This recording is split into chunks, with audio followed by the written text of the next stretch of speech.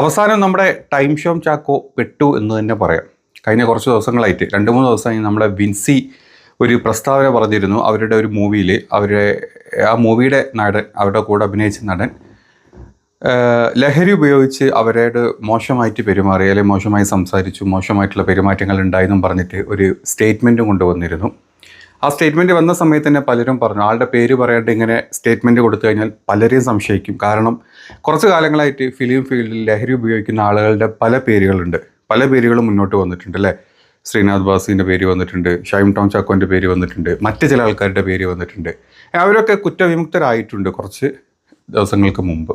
അതിനുശേഷം ഇതുപോലത്തെ ഒരു സ്റ്റേറ്റ്മെൻ്റ് ആയിട്ട് വരുമ്പം വ്യക്തമാക്കാൻ പറഞ്ഞ് കുറേ പേര് അതിൽ കമൻസ് ആയിട്ടും അഭിപ്രായങ്ങളായിട്ടും പറഞ്ഞിരുന്നു.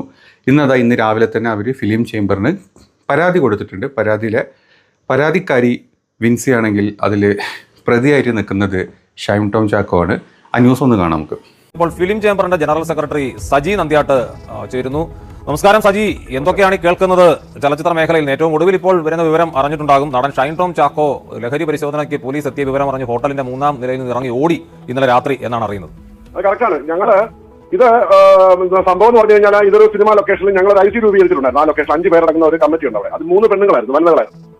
അവിടെ വെച്ച വിൻസി അലോഷ്യത്തോട് വളരെ മോശമായ ഒരു പ്രമുഖ നടൻ പെരുമാറിയപ്പോൾ IC-യിലേക്ക് കംപ്ലൈന്റ് ചെയ്തു. അതിൽ ഒരു സായുജ്യ എന്ന് പറയുന്ന ഒരു പെൺകുട്ടി ഉണ്ടായിരുന്നു. വളരെ കഴിവുള്ള കുട്ടിയാണ്. ആ കുട്ടി ഉൾപ്പെടെ ഇടപെട്ട് ഡയറക്ടറും ടെക്നീഷ്യനും ക്യാമറമാനും പ്രൊഡ്യൂസറും ഒക്കെ ഇടപെട്ട് ഷൈനോട് മര്യാദയ്ക്ക് നിൽക്കാൻ പറഞ്ഞിരുന്നു. അങ്ങനെ അത് അവിടെ ഒത്തുതീർന്നിരുന്നു. പിന്നീട് വിൻസി ഒരു ലഹരി വിരുദ്ധ പ്രോഗ്രാമിൽ പങ്കെടുത്തപ്പോൾ ഈ കാര്യം അവിടെ വെച്ച് പ്രസംഗിച്ചു.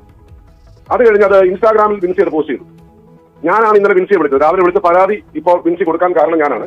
ഞാൻ വിൻസിയെ വിളിച്ച് പറഞ്ഞു, വിൻസി പരാതി തരണം. വിൻസിക്ക് പേടി. ഞാൻ പറഞ്ഞു, ഒന്നും പേടിക്കണ്ട, ഞങ്ങൾ ഫിലിം ചേംബറിന്റെ മോണിറ്ററിംഗ് കമ്മിറ്റിയാണ് കേരള സർക്കാർ ഏൽപ്പിച്ചിരിക്കുന്നത് വനിതാ കമ്മീഷൻ ഈ മോണിറ്റർ ചെയ്യാനും IC ഉണ്ടാക്കാനും. ഞങ്ങൾ ഏറ്റു എന്ന് പറയും. അങ്ങനെ വിൻസി പരാതി നൽകി. ആ പരാതി ഇന്നലെ വൈകിട്ട് ഫിലിം ചേംബറിന്റെ മോണിറ്ററിംഗ് കമ്മിറ്റിക്ക് നൽകിയിട്ടുണ്ട്. ശക്തമായ നടപടിയെടുക്കും ഞങ്ങൾ. സജി, ഒരു സംശയമുള്ളത്, അന്നേ നിങ്ങൾക്ക് അറിയാമായിരുന്നു ഇത് ഷൈൻ ടോം ചാക്കോ ആണെന്നും ലഹരിയുടെ ഇതിലോ അല്ലാതെയോ ഒരു നടിയോട് മോശമായി പെരുമാറിയെന്നും, അപ്പോൾ ഈ സിനിമ തുടരാൻ ഒത്തുതീർപ്പൊക്കെ നടത്തി തീരുമാനിക്കുകയായിരുന്നുവോ വേണ്ടത്? അല്ല, ഇനി ഞങ്ങൾ പരാതി നൽകണമല്ലോ. ഒരാൾ പരാതി നൽകാതെ നമ്മൾ ആക്ഷൻ എടുക്കാൻ പറ്റില്ല. ഇപ്പൊ പരാതി നൽകിയിരിക്കുന്നത് വിൻസി. ഇന്നലെ ഞാൻ രാവിലെ വിൻസിയോട് ചോദിച്ചെന്ന് വെച്ച് നോക്കൂ. ഇന്നലെ വിൻസി ഞാനൊരു 7-8 പ്രാവശ്യം വിളിച്ചിരുന്നു. അങ്ങനെ വിൻസി പരാതി നൽകാനായിട്ട് തയ്യാറായി. വിൻസി പരാതി നൽകിയിട്ടുണ്ട്. ഇനി ഞങ്ങളുടെ കൂട്ടിലെ പന്ത് ശക്തമായ നടപടിയെടുക്കും. ഷൈൻ ടോം ചാക്കോയെ മലയാള സിനിമയിൽ നിന്ന് മാറ്റി നിർത്തുന്ന ഉൾപ്പെടെ, അതായത് നന്നാകുന്ന ഉൾപ്പെടെ, അതായത് നല്ല നടപ്പ് ഉൾപ്പെടെ ഞങ്ങൾ വിധിക്കുന്നതായിട്ട് ഒരു സംശയം വേണ്ട. ഞങ്ങളുടെ ചെയർമാനും ഞങ്ങളുടെ പ്രസിഡന്റും, ഞാൻ ജനറൽ സെക്രട്ടറി ആണ്, ഇതിൽ ചെയർമാനുണ്ട് G. സുരേഷ് കുമാറാണ്, പ്രസിഡന്റ് BR ജയിക്കവാണ്. ഞങ്ങൾ മോണിറ്ററിംഗ് കമ്മിറ്റി അടിയന്തരമായി തിങ്കളാഴ്ച വിളിക്കാൻ പോവാണ്. ഇപ്പൊ പ്രസിഡന്റ് എന്നെ വിളിച്ച് പറഞ്ഞു അടിയന്തരമായി കമ്മിറ്റി വിളിക്കാൻ പറയും. വിളിച്ചിട്ട് ഞങ്ങൾ ശക്തമായ സംഘടനാപരമായ നടപടികൾ എടുക്കും ഷൈൻ ചാക്കോയുടെ പേരിൽ. നിയമപരമായ നടപടികളും അതിനുള്ള ശുപാർശയും കൂടി വേണമല്ലോ സജി നന്ദിയേട്ടൻ. നമുക്കിപ്പോൾ ആരുടെയെങ്കിലും തൊഴിലിൽ നിന്ന് അയാളെ വിലക്കുകയോ വിലക്കാതിരിക്കുക, അതൊന്നുമല്ല നമ്മുടെ മുമ്പിലുള്ള പ്രശ്നം. പക്ഷേ തന്നോട് മോശമായി പെരുമാറിയെന്ന് ഒരു നടി പരാതിപ്പെടുന്നു. അത് ഔപചാരികമായി തന്നെ നിങ്ങൾക്ക് രേഖാമൂലം പരാതി ലഭിച്ചിരിക്കുന്നു. പോലീസിനെ അറിയിക്കണം. അതുമായി ബന്ധപ്പെട്ട നടപടികൾ ഉണ്ടാവണം. നിയമപരമായ നടപടി എടുക്കുന്നത് സർക്കാരാണ്, നമ്മുടെ ജുഡീഷ്യറിയാണ്, നമ്മുടെ എക്സിക്യൂട്ടീവ് ആണ്, നമ്മുടെ ലെജിസ്ലേച്ചറാണ്. ഞങ്ങൾ സംഘടനാപരമായ നടപടി എടുക്കും. ബാക്കി വിൻസിയുടെ പരാതി നിങ്ങൾ പോലീസിന് കൈമാറുന്നുണ്ടെങ്കിൽ അല്ല, അത് വിൻസിയുടെ കൺസേൺ ആണ്. ഇന്ത്യൻ കമ്മിറ്റി കംപ്ലൈന്റ് ചെയ്തിട്ട് ശേഷം വിൻസിയുടെ കൺസേൺ ആണ്. അത് പോലീസിൽ പരാതിപ്പെടും, എക്സൈസിൽ പരാതിപ്പെടും, സമയത്തെ കേസ്. അത് ഓൾറെഡി വിൻസി പറയുന്നത് കേസ് വേണ്ടാന്ന തീരുമാനമാണ് ഇന്നലെ പറഞ്ഞത്. പക്ഷേ ഇന്നത്തെ തീരുമാനം വിൻസി അത് മാറ്റുമെങ്കിൽ ഞങ്ങൾ കൂടെ ഉണ്ടാവും. വിൻസിക്ക് വേണ്ടി എന്തിനും ഞങ്ങൾ തയ്യാറാണ്. ഞങ്ങൾ എല്ലാവരും. അല്ല സജി നന്ദിയേട്ടൻ, ഞാൻ മനസ്സിലാക്കുന്നത് തന്നോട് മോശമായി പെരുമാറി, സ്ത്രീത്വത്തെ അപമാനിക്കുന്ന രീതിയിൽ പെരുമാറിയുന്ന ഒരാൾക്ക് പരാതി ഉണ്ടെങ്കിൽ അത് കമ്മിറ്റിക്ക് പരാതി ലഭിക്കുകയും അത് ബോധ്യപ്പെടുകയും ചെയ്താൽ അത് പോലീസിന് ഈ കമ്മിറ്റി തന്നെ കൈമാറണമെന്നാണ്. തീർച്ചയായും ഞങ്ങൾ ഇപ്പൊ തന്നെ നടപടി തുടങ്ങും, ഉറപ്പായിട്ടും. ഈ ന്യൂസിൻ്റെ അടിസ്ഥാനത്തിൽ ഇപ്പോൾ നമ്മൾ കേട്ടെടുത്ത് കഴിഞ്ഞപ്പം ഇത് അത്ര ഈസി ആയിട്ടൊന്നും ഷൈന് ഊരിപ്പോരാൻ പറ്റുന്ന ഒരു കേസൊന്നുമല്ല.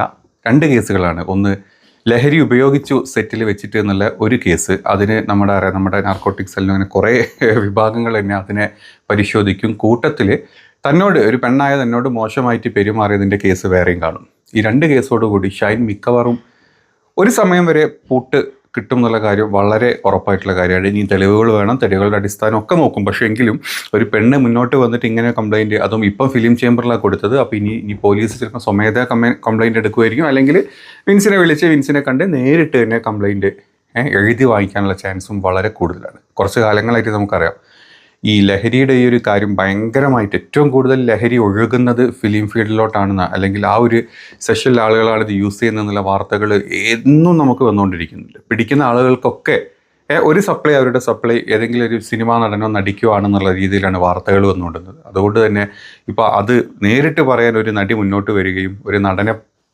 പേരെടുത്ത് പറയുകയും ചെയ്യുക എന്ന് പറഞ്ഞാൽ അത് ചെറിയ കാര്യങ്ങളൊന്നുമല്ല.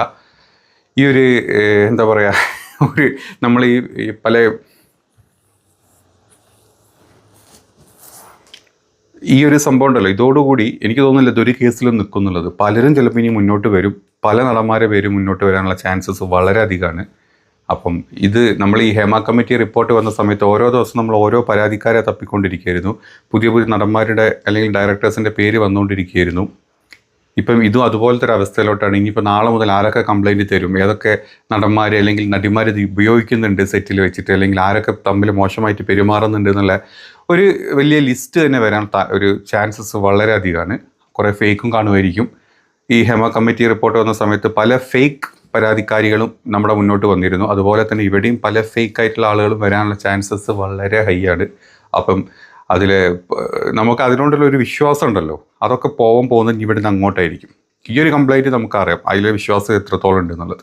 ഇവിടുന്ന് അങ്ങോട്ടുള്ള കംപ്ലൈൻറ്റിൻ്റെ ഒക്കെ ആളുകളും അതിൻ്റെ ഒരു വിശ്വാസ്യത എത്രത്തോളം എന്നുള്ളത് കണ്ട് തന്നെ അറിയേണ്ടി വരും. ഏതായാലും ന്യൂസുകാർക്കും നമ്മളെപ്പോലത്തെ യൂട്യൂബ് ഇങ്ങനത്തെ റിയാക്ഷൻ വീഡിയോ ചെയ്യുന്ന ആളുകൾക്കും കുറച്ച് ദിവസത്തേക്കുള്ളത് ഇത് വെച്ചിട്ടുണ്ടാവുമെന്ന് ഉറപ്പാണ്.